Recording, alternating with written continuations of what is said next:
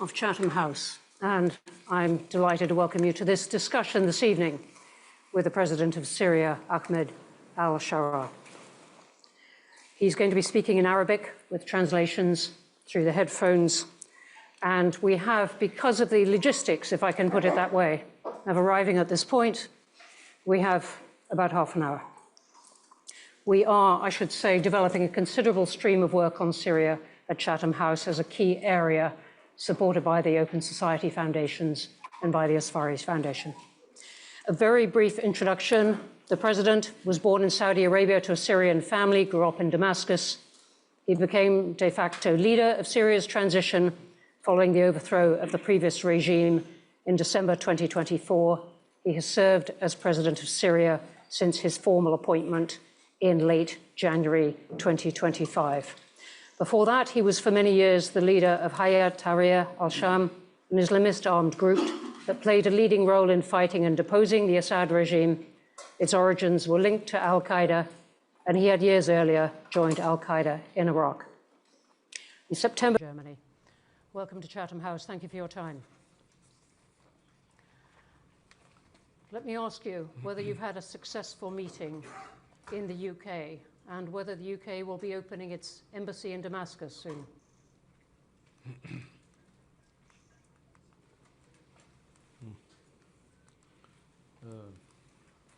أول شيء مرحبا بكم.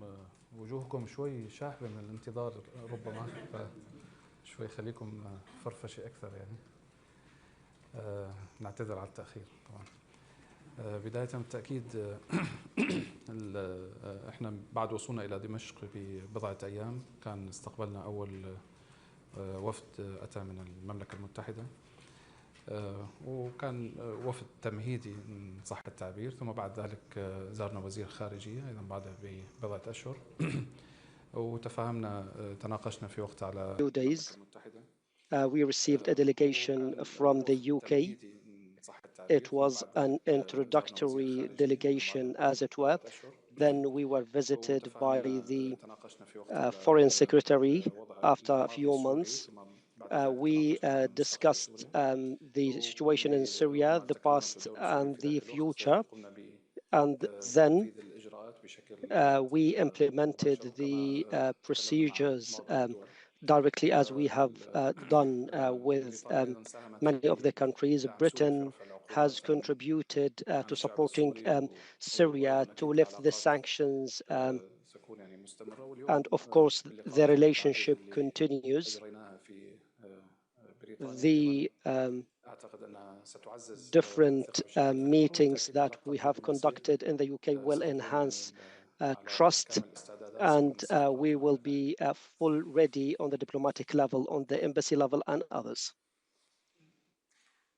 You said at the Doha Forum in December, just a few months ago, that you would stick to your commitment of having elections within 5 years of your taking power, which you did in December 2024. So less than 4 years from now. Are you still on track for that?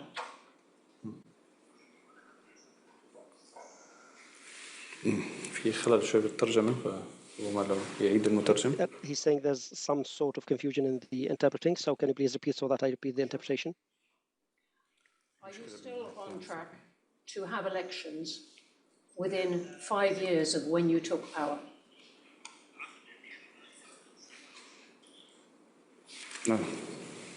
بالتأكيد يعني سوريا وضعت أول شيء Syria has conducted a national dialogue congress. It had recommendations including the constitutional declaration, and that included the elections in 5 years. And we will have we have the elections of the People's Assembly, the Parliament, and the first session will be next month. We will review the laws and legislations, and we are paving the way for free elections in Syria. When will people be able to form political parties?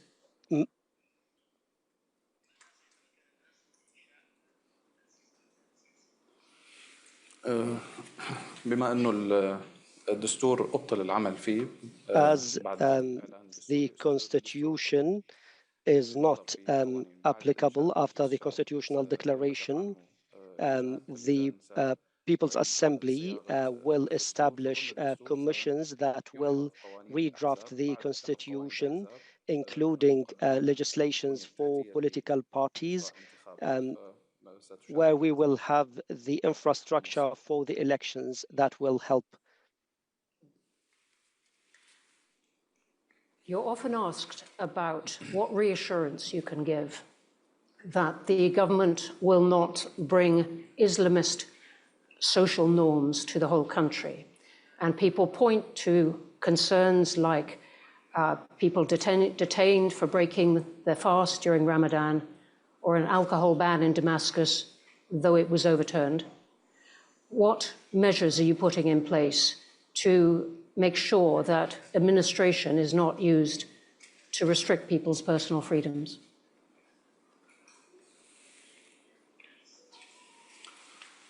الإدارة تعتمد على القوانين الموجودة في The البلد. administration applies the laws of the country, and then we would have the constitution applied and the parliament.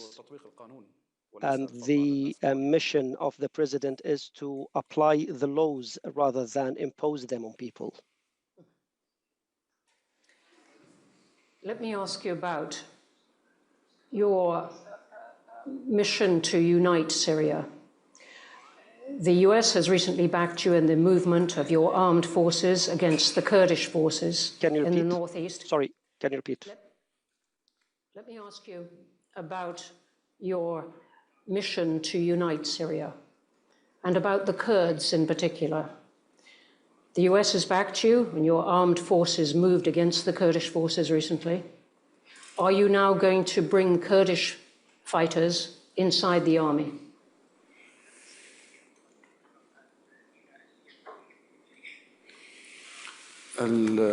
سوريا منذ وصولنا إلى دمشق Syria, as at our arrival in Damascus, agreed that the state will only have, the only party that will have weapons will be the state, and it will not be militias and arms groups and de facto authorities with weapons implementing their own laws. This will not be a country where people can live. Based on this, we had a lot of dialogue sessions with SDF. The first agreement was on the 10th of March 2025. The agreement had a term of expiry. We familiarized the supportive country, including the UK and France, with it. Then the agreement expired, and then we had some sort of military clashes. The US did not support us militarily. It tried to solve this problem, but the opportunities given were misunderstood by SDF. The Syrian government has legitimacy. SDF had limited legitimacy to combat ISIS then, as the former regime lost its legitimacy. Therefore, world countries participated with SDF to defeat ISIS.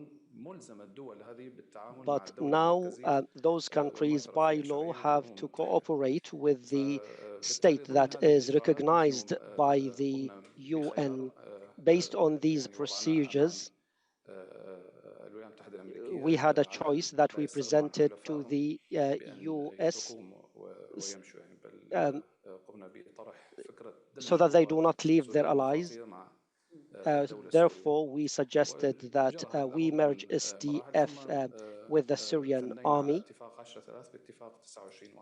And then we added the agreement of the 29th of January, which stipulates for the integration of SDF with the Syrian institutions, including the military. Let me ask you some things about the region, which is not quiet.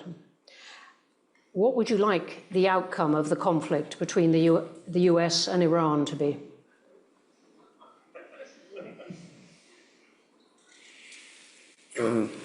يعني لا شك أن إيران No doubt تدخلها في سوريا that Iran's interventions in Syria for the past 40 years helped the former regime to displace Syrians. We suffer from losing more than 10 million people who left Syria, and we have the missing people whose numbers are close to 250,000. And Iran participated and spearheaded the operation of the Syrian regime against the Syrian people. We do not have a problem with Iran in Tehran. We have a problem with Iran in Damascus because it occupies Syrian towns and villages and displaces people. But our policy in Syria was clear: to reach Damascus and to safeguard security and to establish economic development. We have been patient with regard to the relationship with Iran. Of course, the ongoing war affects the region negatively, cutting off energy supplies to the international economy. Iran has a problem of trying to manufacture the ballistic missiles and the nuclear bomb and trying to influence other countries. We recommend negotiations rather than military power because it will lead to more dangers. Is Syria going to stay neutral while that conflict goes on?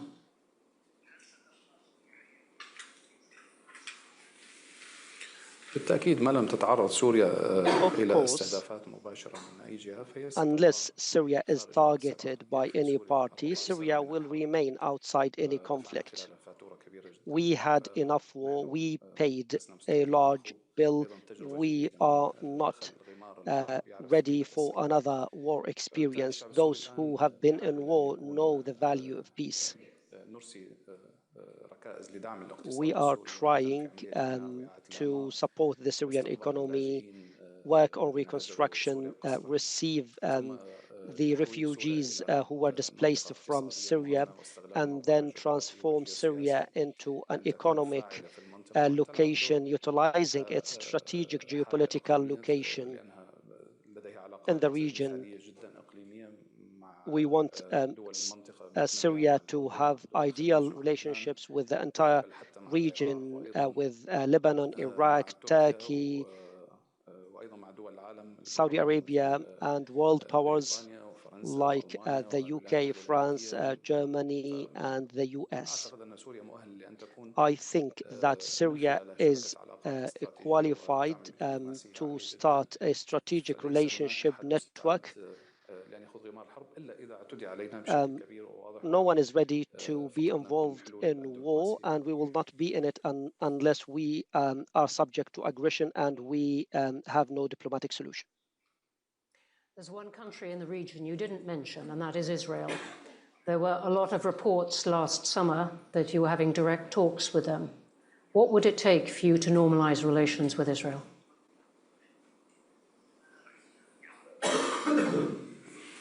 نحن منذ وصولنا إلى دمشق إسرائيل تعاملت مع سوريا بشكل سلبي. At our arrival at Damascus, Israel dealt with Syria negatively, bombing locations, did incursions in Syrian territories, and violated the 1974 agreement. We applied the same policy we're talking about. We tried dialogue with indirect negotiations and then direct negotiations. We reached good points, but then the Israelis changed their opinion last minute. Have you helped stop Iranian weapons getting to Hezbollah in Lebanon?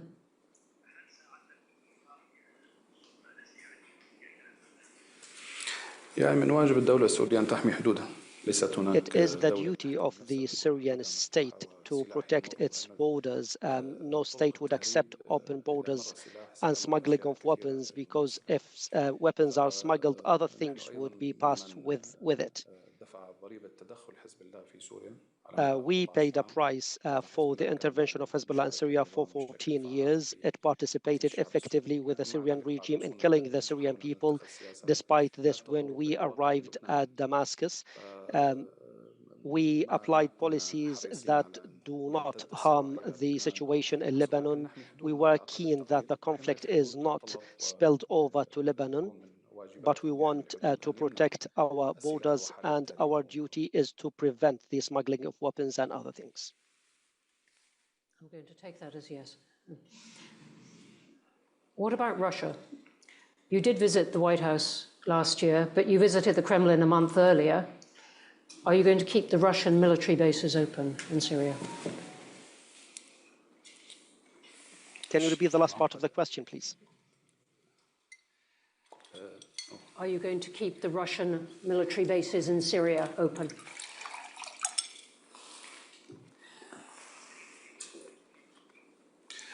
أول شيء هذا دليل على نشاط الدبلوماسية السورية. This is an indication that the Syrian diplomacy is active. We go to the White House and then later we go to the Kremlin. It is very difficult for any country in the world to have full balance between conflicting parties.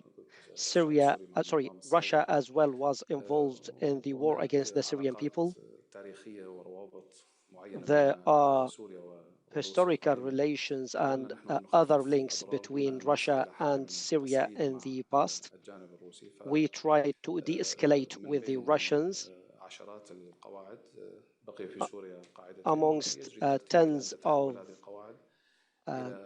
bases, only two remained, and we are trying to make them bases for training the Syrian army. Let me ask you finally two more personal things. I believe you have two daughters. Would you like to see at some point a woman become president of Syria? أول شيء أنا ما عندي ابنتين، عندي بنت واحدة. First of all, I only have one daughter. I have two sons and one daughter. Two, correct. يعني أنا أعتقد من يجرب I think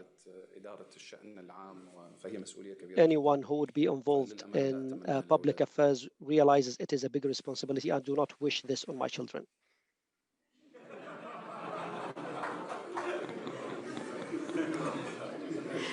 Many would agree with you on that.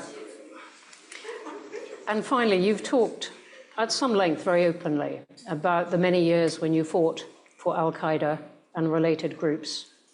Do you still consider their aims desirable, or is their mission complete? Can you repeat the last part of the question? Sorry, the mics are not working well. Sure. You talked about fighting for many years for Al Qaeda and related groups. Do you still consider their goals desirable, or is their job done? يعني هناك ظروف تاريخية كانت تعاني منها المنطقة في ذاك الوقت. There were historical circumstances that the region suffered from then. It was subject to a lot of wars that didn't have any explanation for the youth. The difficulties led people to different circumstances. I did not agree with Al Qaeda policies. If I did, I would have continued with them. So I was keen for this not to go back to Syria. So we are working so that Syria is not subject to what Iraq was subject to. If I was persuaded with their policies, I would have continued with them. I do not think that they serve people or their interests.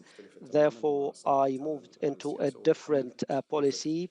I created it and I I paid the cost for it. And I think that this choice was a good choice that led to the ousting of this criminal regime that perpetrated crimes against the Syrian people. Therefore, we lifted the injustice on the Syrian people. Thank you very much for that. Let's go to some questions. We've got a lot over here. Front left. Yes. But you need to wait for a microphone. Thank you very much. So, Mr. President... Please, could you say who you are? Mariam Say, Al Jazeera. I would like to ask you a question a lot of us here as journalists are concerned about. As the first one who had been coming from a background that you have been excluded and designated, pretty much like Jerry Adams and Nelson Mandela, do you think you can make a bridge between the East and the Muslims and the European leader? Today you are in London. Can you do something for Gaza people, self-determination? There's a lot of elements to that question. يعني سوريا لديها وحدة حال مع غزة عانت من نفس ما عانى منه أهل غزة. Suffered from the same thing that the Gazan people suffered from. The Syrian people empathize with the people of Gaza and get affected by the bombings there. But Syria now is concerned with reconstruction and building. The damage that Syria was subjected to is similar or more than that was done in Gaza. So all of us are wounded. In the front again.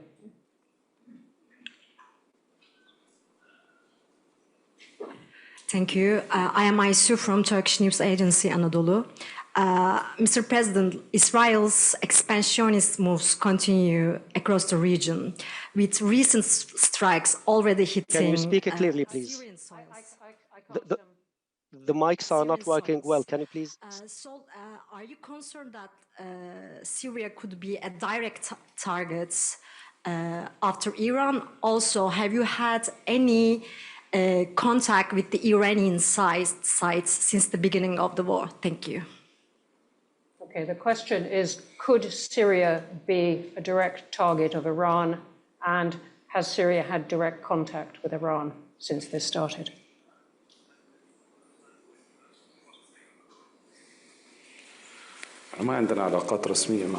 We do not have official relations with Iran since the war. Syria may be targeted. This is a possibility. We do not want to start aggression on anyone. We do not want Syria to be an arena of war.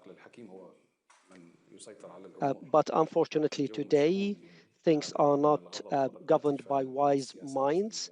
The situation is volatile and random policies control the region.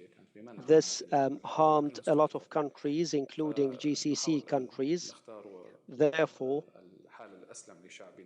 we try to select the peaceful situation for our people, so we are not targeted and we are not in a position to respond.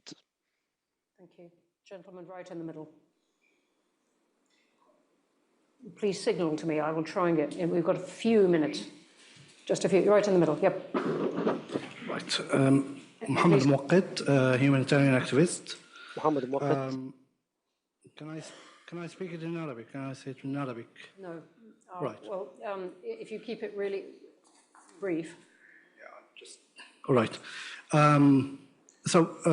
My question is sevenfold. Just kidding. About the transitional justice in Syria, we think that the current situation, this file specifically, or in this issue specifically, that goes really slowly when it comes to the retribution and the transitional justice in general for the crimes and the massacres and genocide done by the regime, while we see that the trials for the Syrian coast after the Inquisition and the report, the last report, we saw that trials started really quickly, and also it was published public and live broadcast.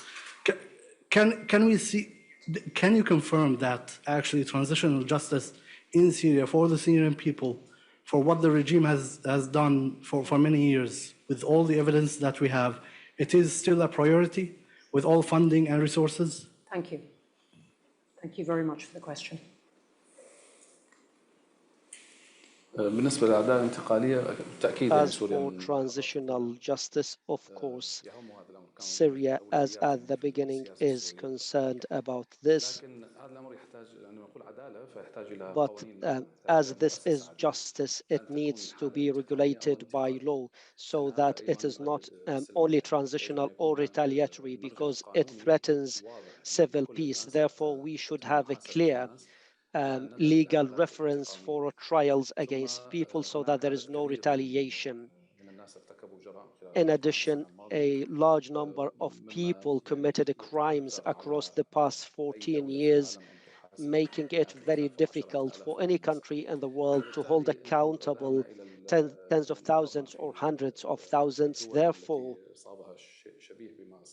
we have reviewed similar situations that other countries went through, and we set criteria for accountability, including perpetrating mass crimes, those who were involved in random indiscriminate barrel bombs, shellings, and so we set the criteria.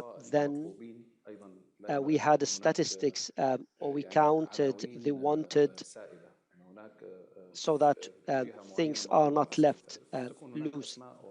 We needed to have a list of names and the accusations. Many of those who committed those kinds of crimes left the country. Some trials were broadcast. Syria was isolated from the world in the past period, and we were not able to ask countries to hand over those criminals. So we cannot do this until we have official relationships and we have diplomatic relationships and embassies. Syria was also out of the Interpol system. Therefore, we needed to be included in the legal systems in order to be asking for those criminals to be handed over back to us. All of this is needed. So we need an infrastructure for the transitional justice. It is a route that takes time. In addition,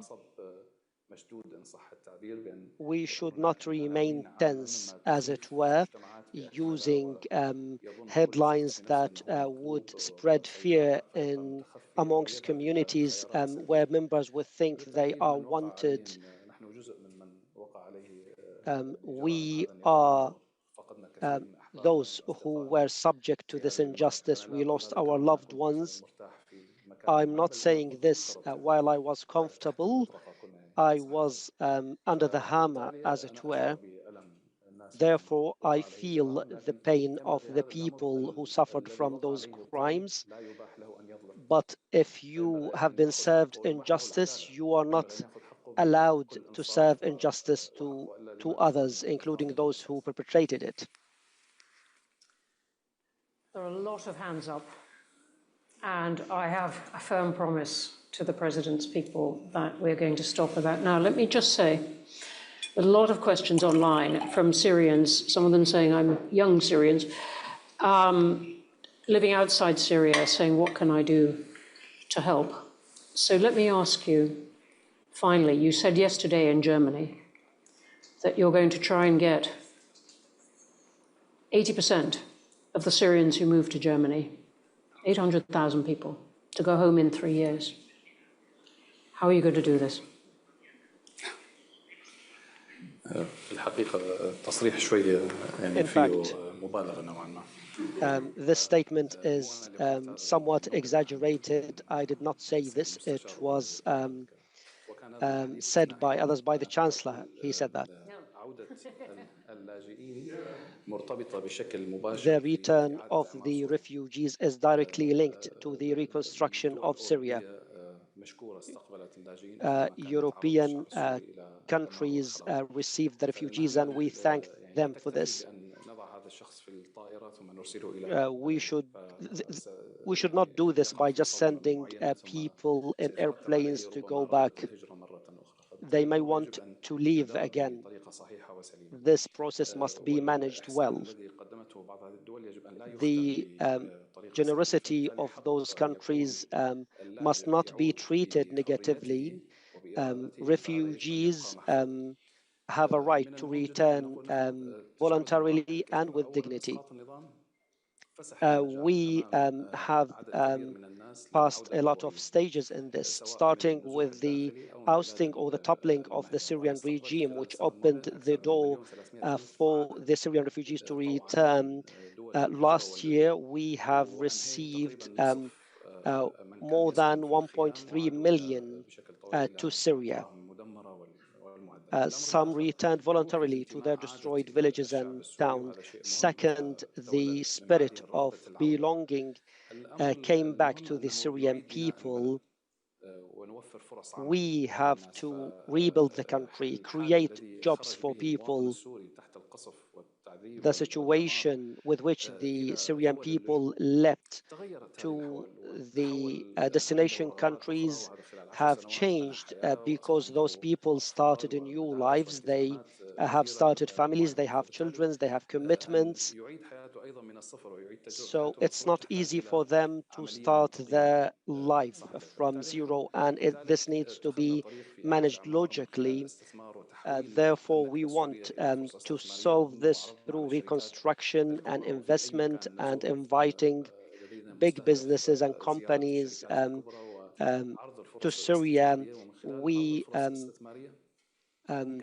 want to attract big businesses from all the places that we visit to come and work in Syria.